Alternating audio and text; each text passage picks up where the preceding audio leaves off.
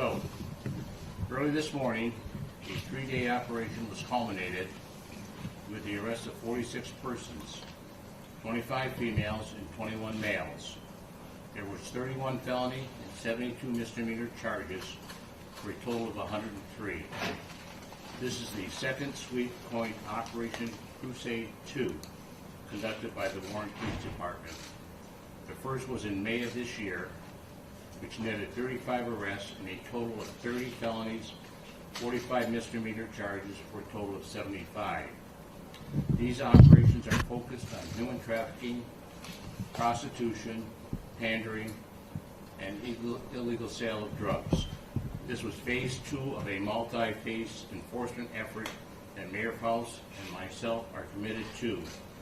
We are sending a very strong message that we will continue to arrest and convict those that bring this type of illegal activity to the city.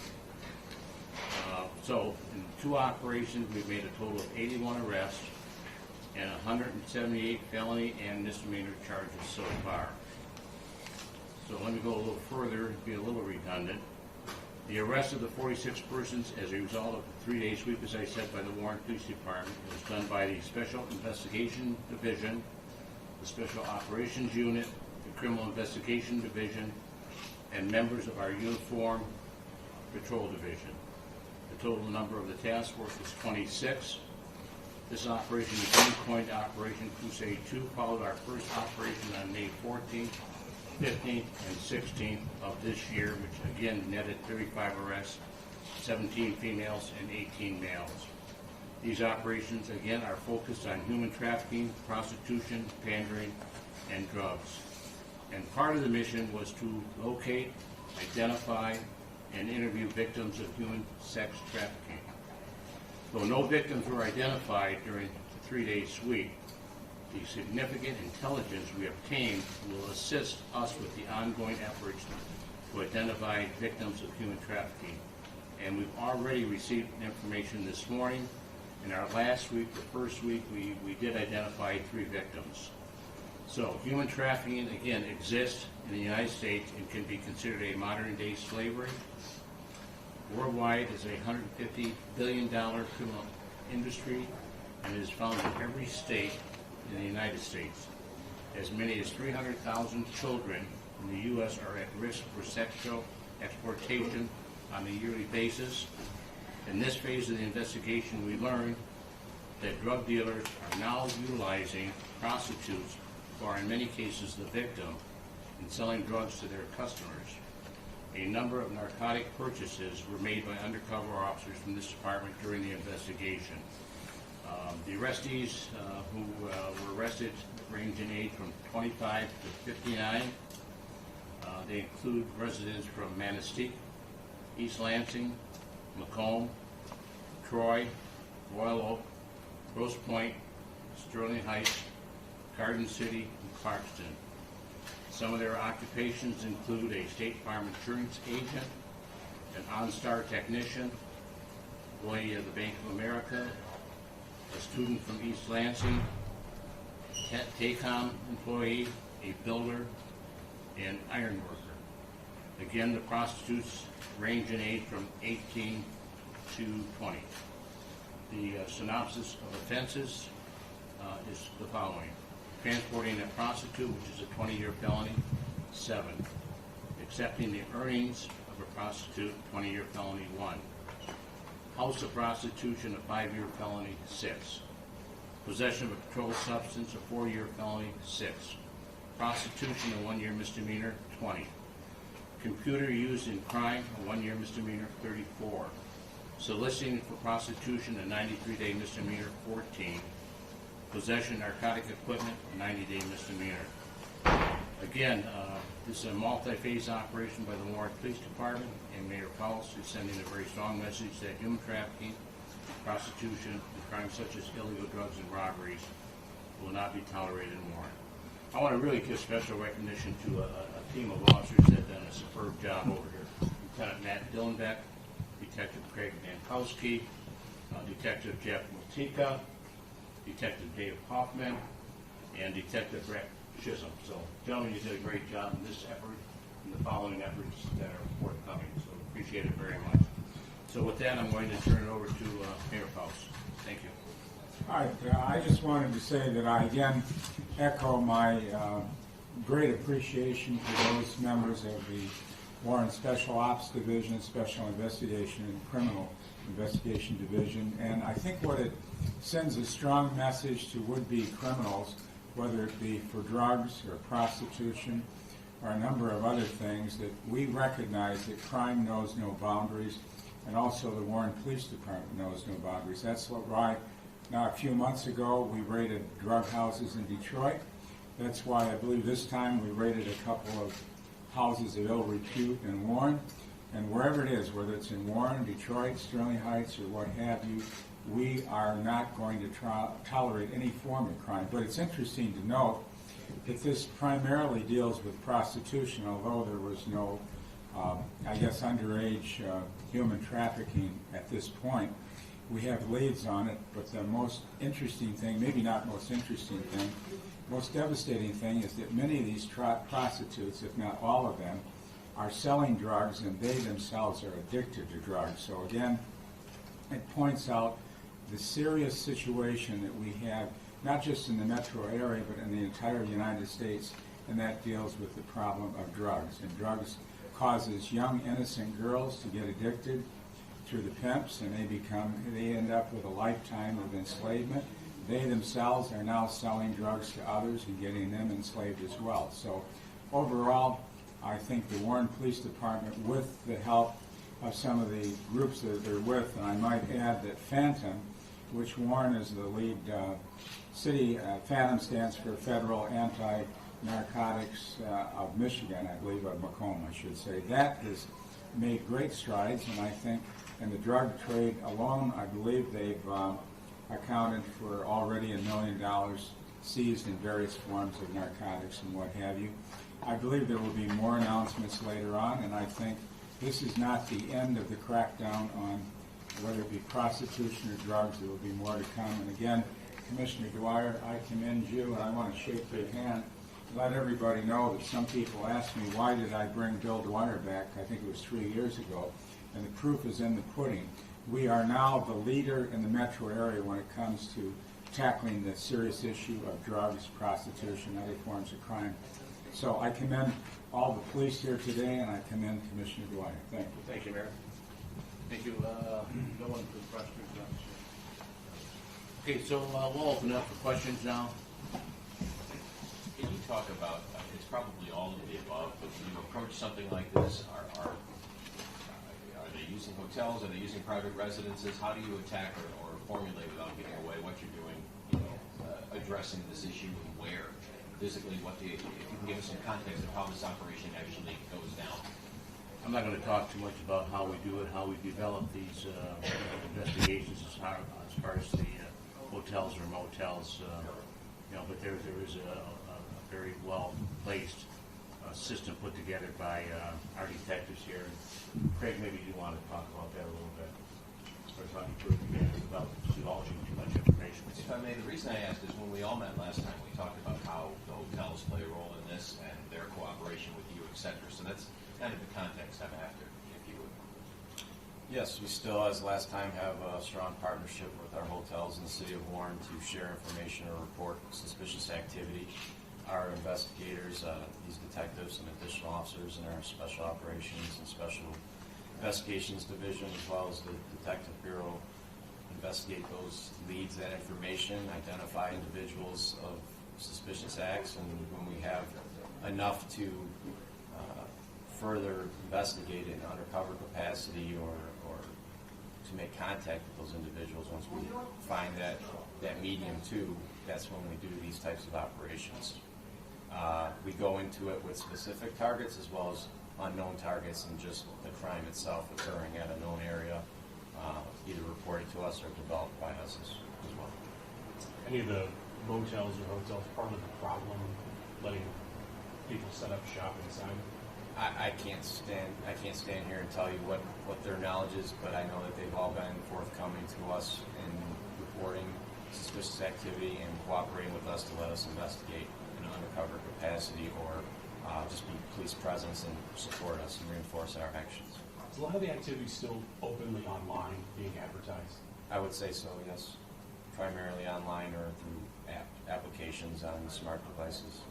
Can you share if this last sweep was primarily hotels or individual residences or both? Or It's both.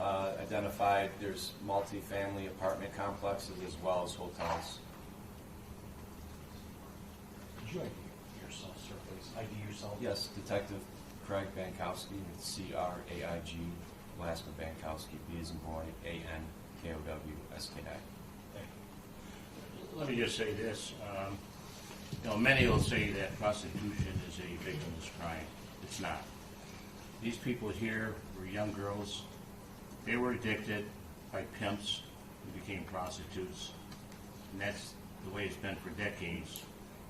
Today we have human trafficking. We have young people, again, forced into prostitution and drug use, drug addiction. And I'm asking for anyone that has any information as far as anyone that's involved in human trafficking, that perhaps even as a victim, come forward and let the Warren Police Department assist you. Everything that's done is confidential. Officer Bankowski is the lead person in this investigation, and I can assure anyone that has any information that it will be kept very confidential. But it's a priority. The 3 victims from our last sweep did get help. They're helping us with other areas of the investigation. And as I said earlier, this is only phase 2 of a multi-phase investigation. The investigation is going to continue. The mayor is committed. The mayor is committed to make sure that this is a zero-tolerance city. We're even going further as far as making sure that victims of human trafficking are identified and treated as human beings. Excuse me, Bill, I just want to make one other point. I think you might remember it. Generally during the holidays, I get calls from Warren residents who complain to me that they have their relatives staying in a nearby hotel, and that hotel is infested with prostitutes, or they've been approached by a prostitute, or maybe bed bugs or something related to that. So that's a common complaint I get during the holidays, Christmas, New Year's, where relatives stay. So I think many Warren residents will be happy to hear that this is taking place, because people do get a lot of out-of-town relatives, and they do stay in our hotels. And unfortunately, sometimes the hotels have problems like this. I just want to be, sorry. Well, so everyone here is being charged, though, correct? That's correct. That's correct. I mean, I guess, and the way that you just said that this was a human trafficking operation, these people are victims, I guess, why are also the prostitutes being charged in this case? Because they're victims too, and they're led into prostitution, and prostitution is obviously against the law. Now, some of these people that were arrested, prostitutes that are arrested, may be coming forward with information. but to that Well, point, can you walk us through the decision to charge these women? And you said you've gotten leads on to identify other victims. What's the difference and why? Well, there's 2. I mean, prostitution, number 1, is illegal. It brings in an environment into the city that is not welcome. I mean, some of the men that were arrested, even though they're coming from not the city of Warren as customers, they're coming from as far as Manistee, Michigan. And we're not going to tolerate these guys coming into the city of Warren to be serviced by a prostitute. I understand the problem with prostitution. I've been involved with it. I worked Vice in Detroit. I worked undercover in Detroit, in Vice, and arrested hundreds of prostitutes myself. But it's a job that we're committed to, and it's leading us to more victims, and that's the key. It's leading us to more victims of human trafficking. Now, it just happened in this particular case. So far, none of these prostitutes that were arrested are admitting that they're victims of human trafficking, but time will tell. Craig, you got anything to add to that? Yes, just because there's no one that came forward at this point in initial interviews disclosing that they're victims of it, we still have to go through all the evidence, and with or without their cooperation, we'll investigate any others that are involved and or responsible from the evidence that we get from their individual arrests or actions during this investigation. Well, just to follow up on that, you said you had 3 victims last time. Yes. So what were the circumstances where those women were they charged, or were they, yeah, they immediately said, hey, I've been held against my will, I'm doing, you know. Well, I didn't say that, but Okay. there was processes they went through where we felt it was best to not charge them and get them into opportunities to have them try what help they feel was best for them at that time, be it substance abuse or counseling or placement. Depends, and everyone's different to what they need first and foremost. But some of the women here could later tell you, They very well could, yes. and that would change the Yes. charging situation, they may not, those charges. There's laws in place. Yeah. So having said that, can you tell us of the 35 cases back in May, how were those adjudicated? There's been convictions on most of those. I can't tell you independently each one up here today what those are, but, because I believe some of them are still pending. Did anybody walk Did anybody walk as in Yeah. to not get charged or Yeah. get dismissed? for cooperation? No.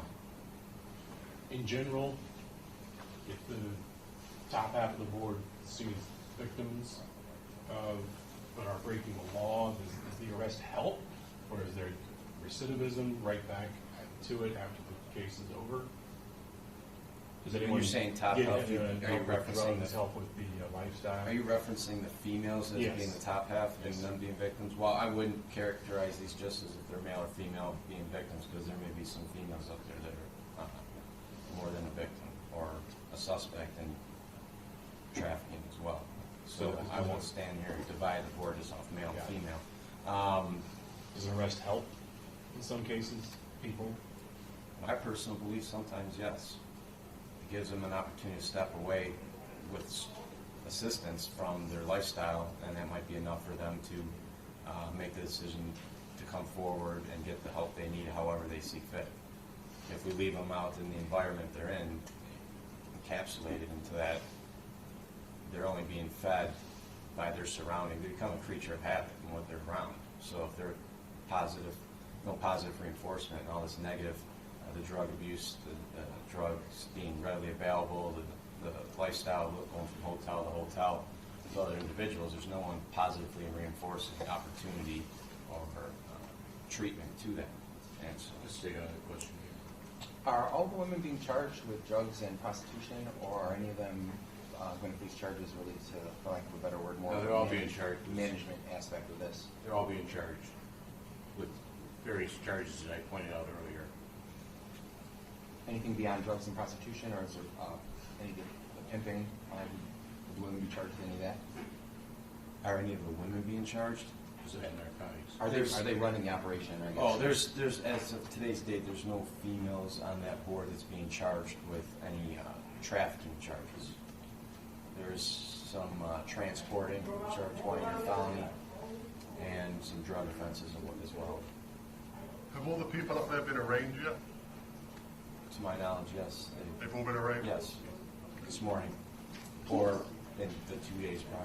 Can you clarify the age range again? I just want to double check that, the age range of the prostitutes. You said 18 was the youngest, but, sorry.